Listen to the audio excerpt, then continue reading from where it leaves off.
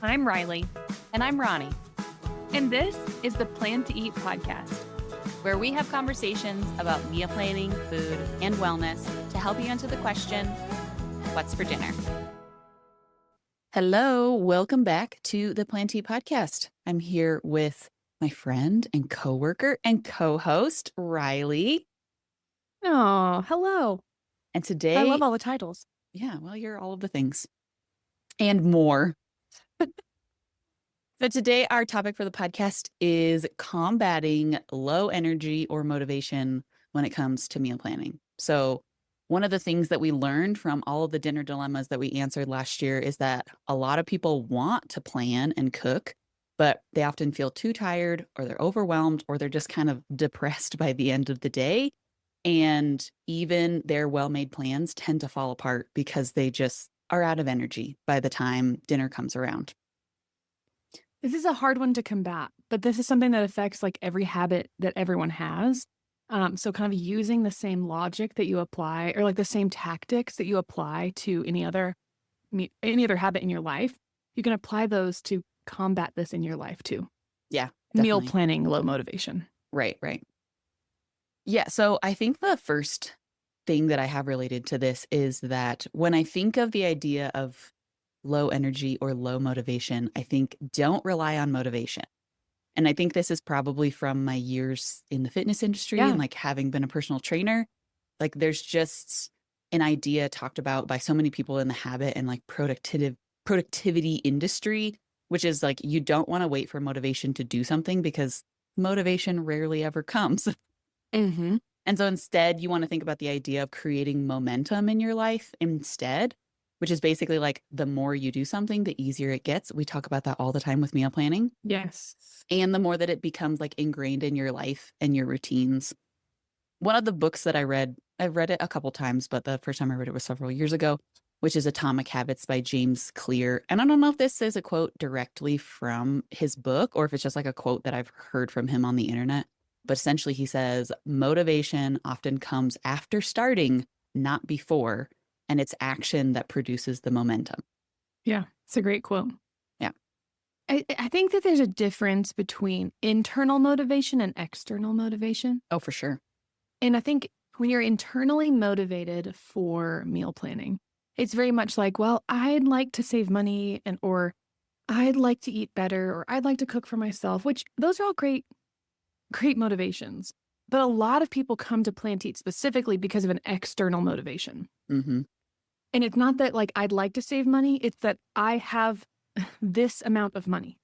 Right. Like a budget is put upon them that they have no choice but to sit within. So like it's externally motivated. It's not like, oh, I'd like to spend less. It is, I can only spend this much. Mm-hmm. Like we read in all of the dinner dilemmas, like I cook for 3 people and everyone has 3 different needs or like 3 different allergies, or I have a child now who can't have gluten, dairy, or soy. And like, I have no choice but to cook at home. And these external motivations can be sometimes much more motivating than an internal motivation. At least I think that. So a lot of people start their meal planning journey because of an external motivation.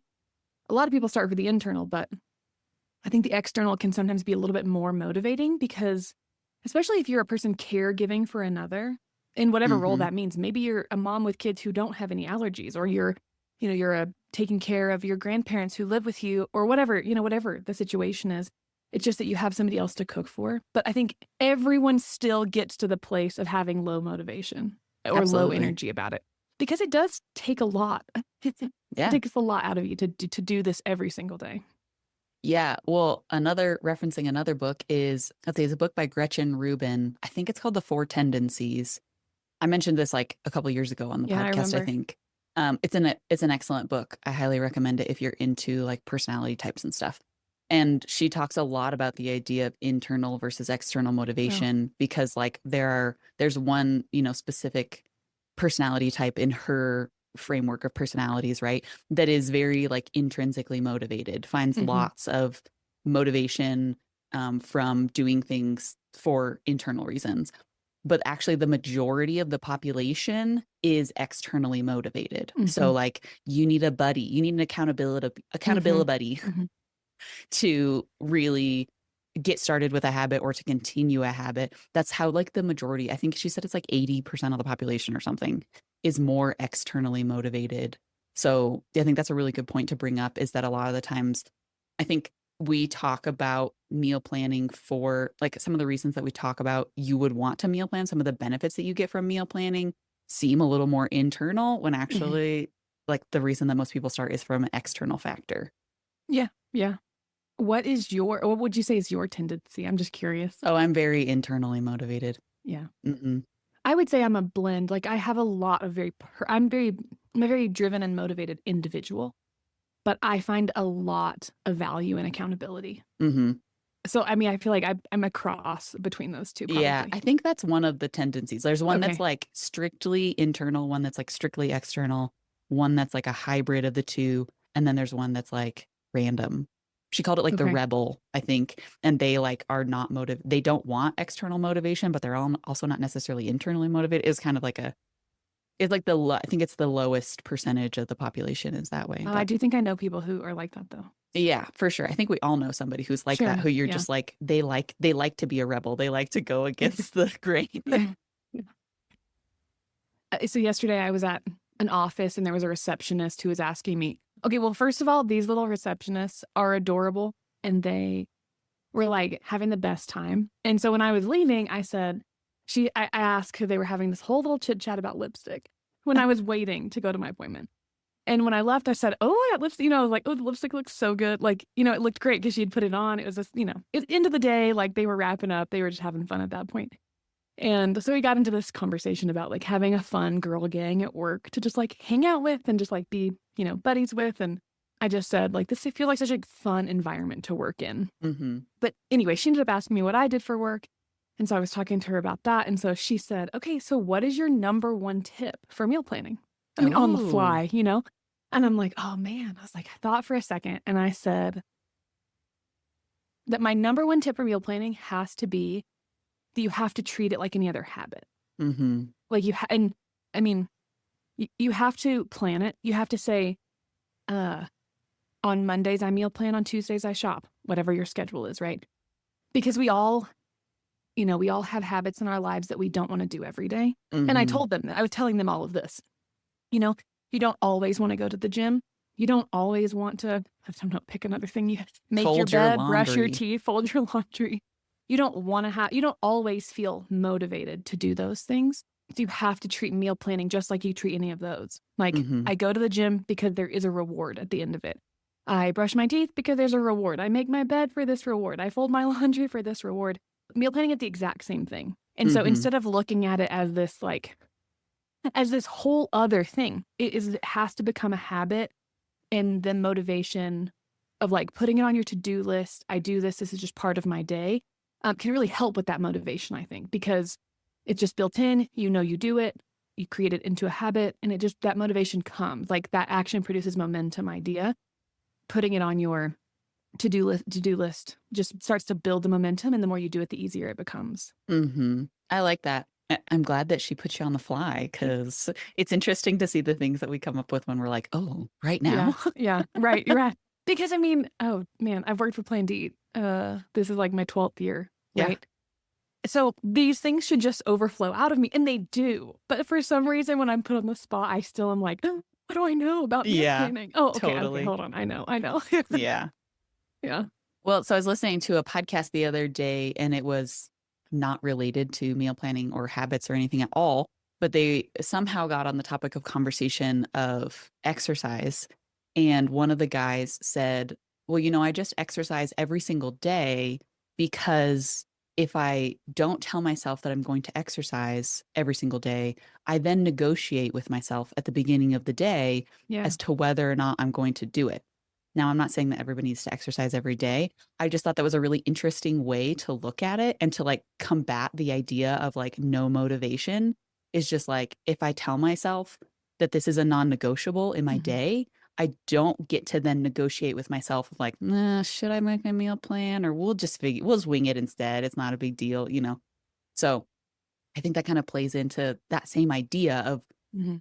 putting it on your to-do list, putting it in your planner, if you're somebody who still uses like a physical planner or calendar like we do. Yeah. Having it on there then creates it as a non-negotiable in your life. Hmm. You and I, well, I'll speak for myself, but I'm a very ritual kind of person. Like Mm-hmm. I, I just have the order of my days, like the rhythm of my day is very similar every day. And Mm-hmm. then there are some outliers, right? Like this day I have this in town, or whatever, these appointments, but it helps me with like the rhythms of the day. It helps me to have those things built in. And I find that if I get off track, so I normally grocery shop on Thursdays and I did not do that this week. And so now I have to grocery shop today and I normally meal plan and then I go grocery shopping and then like I start over every Thursday. Well, now it's not Thursday anymore. And I just find like the getting off of the like routine of it like makes me feel like I don't know what I'm doing. But if I Yeah. have to get back on track because that keeps me in that momentum. Mm-hmm.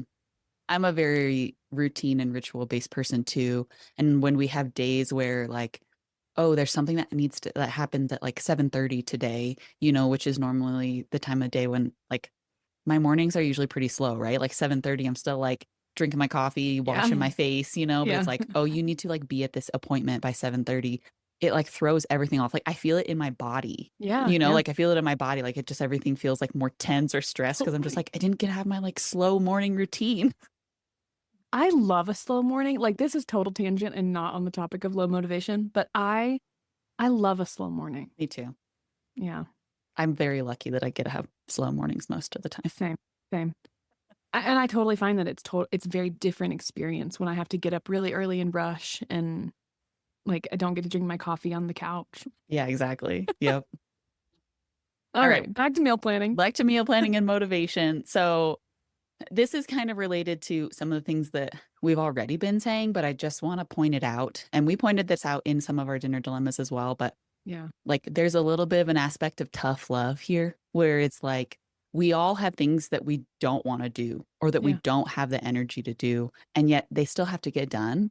And I think meal planning is also one of those things. I think of this the same as like the dishwasher still needs to get unloaded, the laundry still needs to get folded. People still got to get fed. And even though we don't have motivation or energy for those things, like there's a lot of times that they just still need to happen. I understand there are some circumstances where people are dealing with like a chronic illness, chronic, pain, things like that, that yeah, make everything in life so much harder. I'm not necessarily talking to that group of people. I'm talking yeah, to just kind of the person who gets off of work every day and it's just like, you know what? I had a hard day at work and I don't feel like doing these things. I think this is just where that tough love comes in, where it's like, well, honey, sometimes you just got to do things that you don't feel like doing. yeah.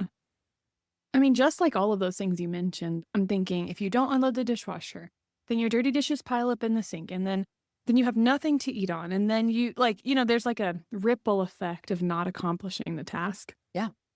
Same with laundry. Right. And the same thing happens with meal planning. If you don't meal plan, then you're more likely to spend more money eating out, or you probably that's a big one. Or you go to the grocery store with no plan and you spend a ton more money on groceries. You buy things that don't actually go together or fit into a recipe, or you leave things off your list and you have to take a second trip. Or it ends up that you have to go grocery shopping on a day that you don't have time for it. Like there's all these things that happen if you don't meal plan and then pick up the groceries and then do the shopping and the whole process. Yeah. And I think that, I don't know, remembering that there is a payoff is good. Yeah. Because meal planning is a favor to your future self. Yeah.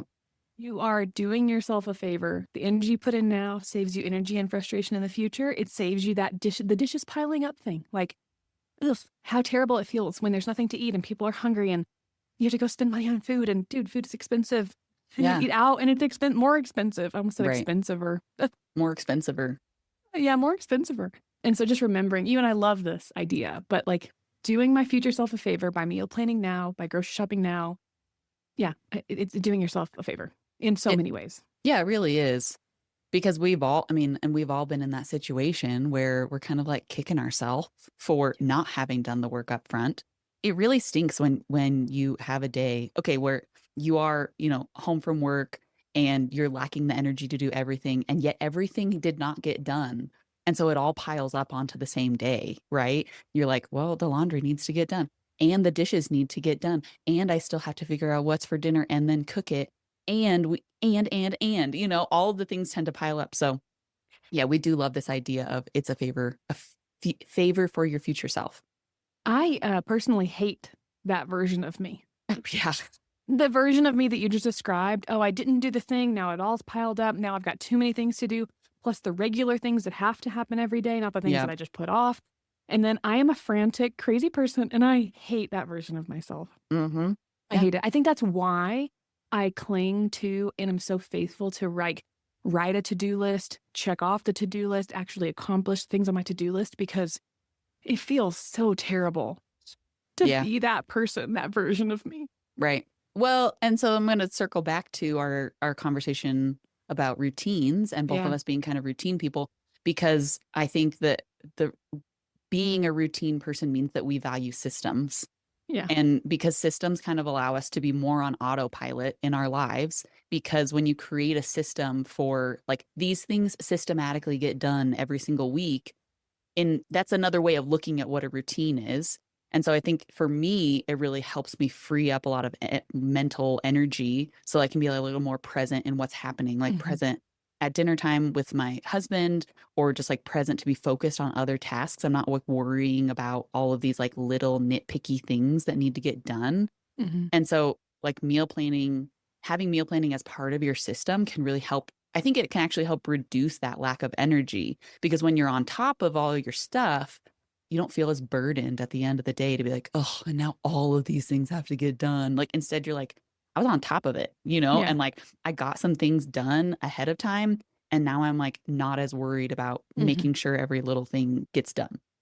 Well, and then the me that gets to sit on the couch at the end of the day actually gets to rest Right. Yep. instead of feeling panicked, overwhelmed, can't sit down. And I mean, I'm not very good at sitting and resting anyway, but like Sure. if I have stuff to do, it's even worse. Oh, yeah. And so yeah, just like then I get to actually rest at the end of the day instead of panic cleaning or whatever I'm doing because Hmm. I didn't do it.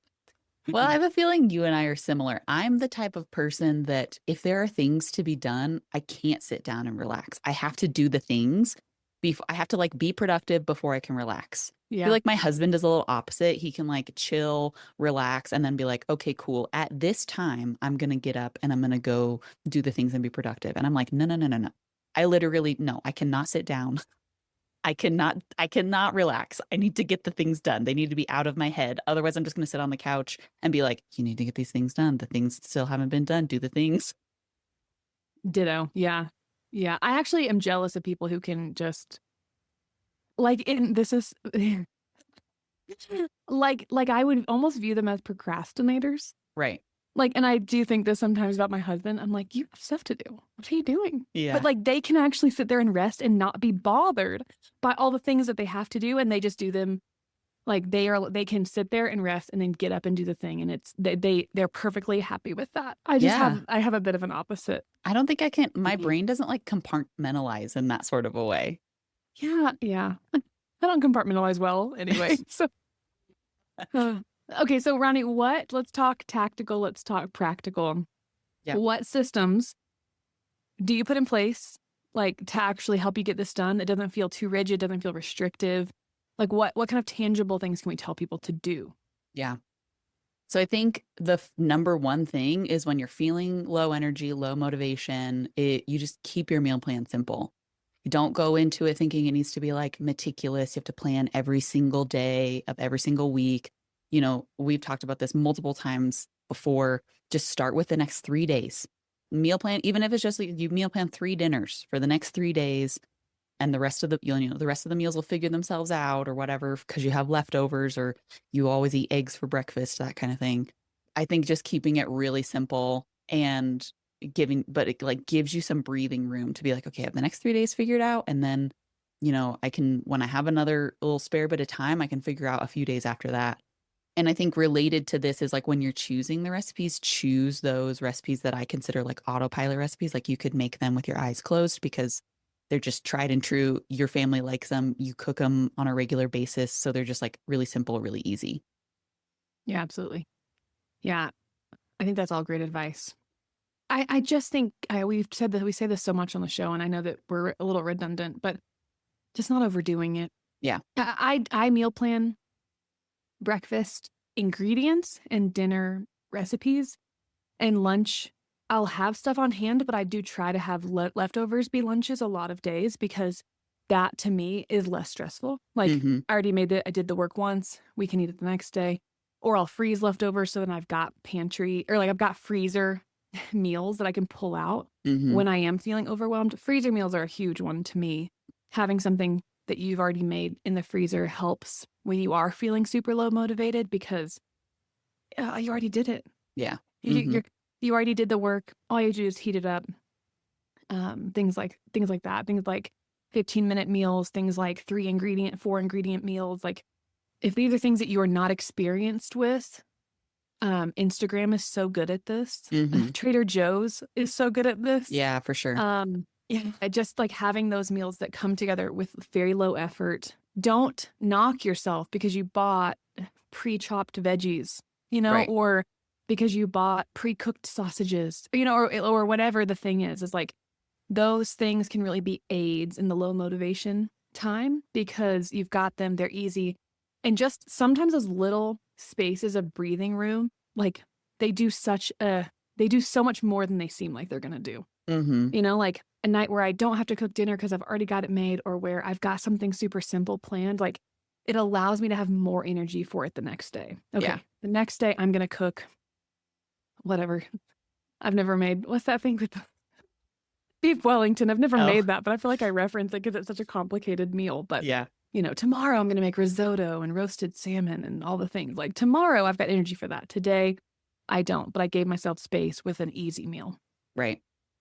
Yeah. And I think that if you're somebody who struggles with like meal planning overwhelm, or you just consistently find that you're like low energy, low motivation, I also think it's important to know what your like staples recipes are. It's like Yeah. recipes that you have the items on hand the majority of the time and you can just Mhm. make dinner really simply. I think it's important to know what those recipes are for you and your family. So that way, when your energy is low, you have something to fall back on. Yeah. Or maybe you do like batch cooking and you freeze your leftovers and that becomes like kind of like your go-to staples types of meals. But I'm kind of thinking of like you reference a lot your like white chicken chili that like the Yeah. stuff is always in your pantry. Mhm. I think for me, we do like beans on toast and that's like a super low effort meal that we always have the things on hand for. So I think just like knowing what those things are for your family is Yeah. like part of this process too.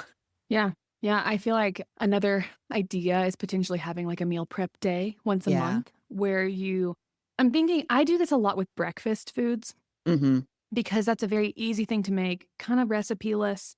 You know what you need. Like I can batch prep burritos, I can batch prep for breakfast sandwiches or a breakfast casserole. Or like if you're somebody who really likes like overnight oats or like chia puddings are really popular on Instagram right now. Yeah. Any of those things, like just doing that one day and then like whether that's a breakfast, I mean, all those things I mentioned were breakfast or primary or, like typically breakfast. But that could also be snacks that you prep yourself. It could be that you make a big batch of granola or a big pot of soup. And like those kinds of things can be really helpful because you're only doing Mhm. it once a week. Another thing that I do that's just really tangible is that if I come across a recipe that I want to make, or if I think of something I want to make, or if somebody suggests something that they want to eat in my house, big deals, right? Yep. I immediately add it to my meal plan. I Mhm. open plan to eat. I go to the end of where I've planned and I say, okay, what was the thing that happened? Oh, lasagna soup came across my Instagram feed and I was like, oh, that sounds great. That'd be really easy. It's supposed to be super cold this week. I immediately went and added it to like 10 days from now. Like when Mhm. the end of my meal plan has, like when we get to the end of the meal plan, I've added a new meal. And so every time I do that, it kind of like, it's not doing my future self a favor. I'm kind of like extending my meal plan out even further. Mhm. Um, it's super helpful for me. I totally agree. Yep. All right, really. So I know one of the things that can cause the low motivation or the low energy is like you make your meal plan and you don't follow through with it this week. So then next week you're thinking, Why do I even bother? Because I fell through with my meal plan last week." What do we tell people for that situation? I think that you have to evaluate why the meal plan failed. Did you simply choose not to do it? Okay. Well, like that's one where you have to just do it, right? You have Yeah. to choose to say, I planned this today. I don't really want it. I can make tomorrow's dinner tonight, but I'm going to cook one of the things that I planned. Mm-hmm. Did it fail because your week was so busy? Then let's try again because maybe this week isn't as busy. Did it fail because every week is busy and you planned overcomplicated meals? Okay, then let's plan simpler meals. I would say evaluating why it failed is my first step. Like really Mm-hmm. critically look at what happened because you've also just wasted a lot of food potentially. If your vegetables, if your meat, if everything went bad in your fridge because you just ignored it, there's a little bit of punishment, like there's a little bit of like natural consequence that like is painful at my house, Mm-hmm. right? Like, oh my goodness, groceries are expensive. I cannot afford to let all these things go to waste. So I'm going to either use them or freeze them or anyway, I would just say evaluate what happened. There are going to be some natural consequences. How can we overcome them? I would say plan less time. Like if you plan 5 days, that's a lot. I plan 5 days. Oh, I very rarely plan five. I would say four, maybe five is what I plan. Mm-hmm. I never plan seven. And so I would say just like reduce the amount you're planning so you're working with like a shorter window. You're working with 2 days of ingredients instead of 5 or 7 days worth of ingredients because then you're going to be wasting less. And then see if you can accomplish simple meals for 2 days. Start there. And if that works, okay, next time plan 3 meals. See if you can accomplish 3 meals. And don't be afraid to plan things like dinner out. Yeah. You're allowed to do that. You're allowed to plan a pizza night. You're allowed to add those things to your meal planner because those are meals. You just have planned for them, Right. and giving yourself a little bit of wiggle room. Did that answer your question? Oh, yeah, for sure. I was just thinking of the situations that we heard, Mm-hmm. from the dinner dilemmas of people saying that they were feeling frustrated because they thought they had a well-made plan, Yeah. but then part of their issue is they even lacked motivation in that week that they made that great plan to get their meals made. And so, like you said, they wasted food, they wasted money. And I think all of your tips were really great because I think really the solution is to look more critically at what failed in your meal plan. And as we talked about in an episode towards the end of last year, you adapt, right? We're constantly learning and adjusting our meal Mhm. plans. Even if you've been meal planning for 10 years, Yeah, you're adapting to what's happening in your life week to week. absolutely. I would say another thing that came to mind for kind of combating low motivation that I utilize also Yeah. is asking the people in my life what they want to eat. So Mm-hmm. the actual people I'm cooking for. And if my daughter says hamburgers, which she always says, I add them to the meal plan Yeah. because I didn't have to think of it. She loves that. I know she'll eat it, whatever. If she says breakfast for dinner, we actually do eat that probably once a week, which is just easy, right? It's an easy thing, combats the motivation already. But asking the people in your life what kind of suggestions they have can actually really spice up the meal plan, which could also be part of the low motivation. Yeah. My daughter said to me recently, Mom, we've had a lot of chicken. And I'm like, oh, yeah, I didn't really realize we were in a rut. We ate a lot of chicken. And so that just helped me. Oh, okay, we've had a lot of chicken. I'll mix it up. Like that Mm-hmm. gave me some energy to like change things because like I had some feedback. Um, Mm-hmm. and if the people in your world don't give you feedback, ask a friend, Instagram, like there are so many, we are bombarded with recipes. Find some recipe authors you like, go to their website, go to their Instagram account. Like these things can inspire you, because like I love food, I love to cook. So like when I see something that looks really good, I get more motivated to make it. Mm-hmm. Yeah. Okay, so I think one of the other tips that I have is to potentially make meal planning a relaxing ritual in your life. If you're Yeah. feeling unmotivated for it, if you're somebody who's able to enjoy a slow morning, maybe you sit down with a hot beverage and you create your meal plan for the week really quickly while you're enjoying some quiet time. Maybe that happens in the evening instead, like if you're a parent, you can put the kids to bed and then you have a little bit of a moment to chill and create your meal plan. This was talked about by the ladies from Radiant Knowing, Carly and Carmen. When I interviewed them, they talked about both meal planning and just making dinner as trying to create it, like make it more ritualistic. If you're one of these people like Riley and I who like our routines and rituals, creating sort of a routine and ritual that feels like calming and relaxing around something that you don't really want to do can help it be a little more enjoyable instead of like, oh, I really don't want a meal plan. You're like, oh, I'm going to light my favorite scented candle and I'm going to get something delicious to drink and we're going to sit down and we're just going to spend 30 minutes. And 30 minutes is like plenty of time. And we're going to get this all done. Yeah. I love that tip. I do that very poorly. Yeah, me I too, do not honestly. make it like the most enjoyable, like special scented candle coffee time. Right. Don't I you? actually often meal plan while I'm like cooking dinner. Oh, yeah. Right. Interesting. I looked at my meal plan and I'm like, okay, this is the last recipe that I Mhm. have planned for the week. And so while I'm waiting on something like to like simmer or bake or whatever in the oven, like I'll just make my meal plan then. And it's actually really helpful because I'm already in the kitchen. So then Mhm. when I curate my shopping list, I'm able to just like be in the kitchen and take things off of the list that I already have. That's a good idea. I probably most often meal plan when I am waiting for something, Hmm. doctor's office, school pickup, waiting for a friend who's meeting me for coffee. Like Hmm. I try to use that time for those kinds of, for that, like, because I do like to do stuff on my to-do list. And it helps me not scroll. Like it helps Right. me not sit there, waste time scrolling on Instagram or whatever. And I'm a big podcast person, big like audiobook kind of person. And so I could be doing those things, but I do try to take that time, those like little in-between moments to meal plan. And sometimes I feel like I didn't even do it Yeah. because it was just in that in-between moment. I'm like, oh, I love that I spent that 10 minutes meal planning because it's done now. Yeah. Yeah. I think that's a really good thing to mention is that I think it's often easy to say, I don't even have time to meal plan, but I bet you spend at least 20 minutes scrolling on your phone and you could spend that time meal planning instead and then feel way more productive than like brain rot. Yeah, yeah. I still think my favorite tip that we mentioned today is just like adding it to a calendar or like Yeah. adding it to your schedule, your to-do Hmm. list.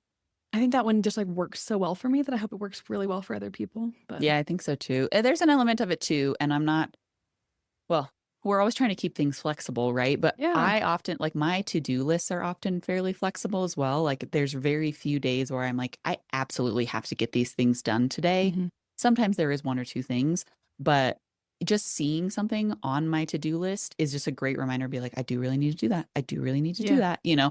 And so even Hmm. if meal planning was on my to-do list for like 3 days, I'm still looking at it every day, thinking about it. It's like getting the gears turning in my head before I actually do the meal plan. Yeah. Sometimes knowing that the time that I normally grocery shop is motivating. Like, Yeah. oh, I need to go grocery shopping tomorrow. Oh, but I haven't meal planned. Yeah.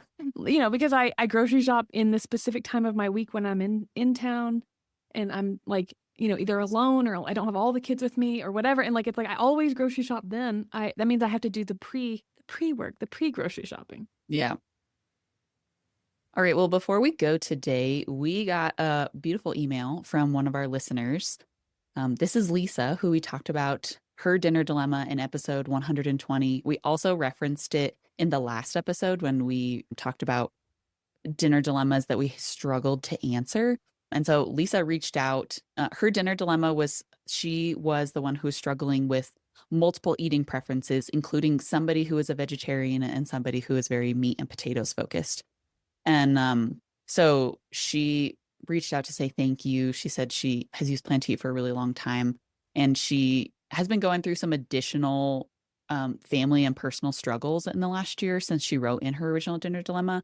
But she also sent us a list of some of her ideas of these like buildable meals and that I just wanted to share with everybody because I thought they were really cool and might spark some inspiration for you, particularly if you are in a household where everybody has different preferences for things. So some of her ideas were a pasta salad bar, breakfast burrito bar, breakfast sandwich bar, hash brown pizza bar. So she said the hash browns are the crust of the pizza, a baked potato bar, individual pizzas, stuffed bell peppers, build your own sandwich or wrap, build your own taco salad, pie tin nachos. So like everybody gets their own pie tin and they get to make their own nachos.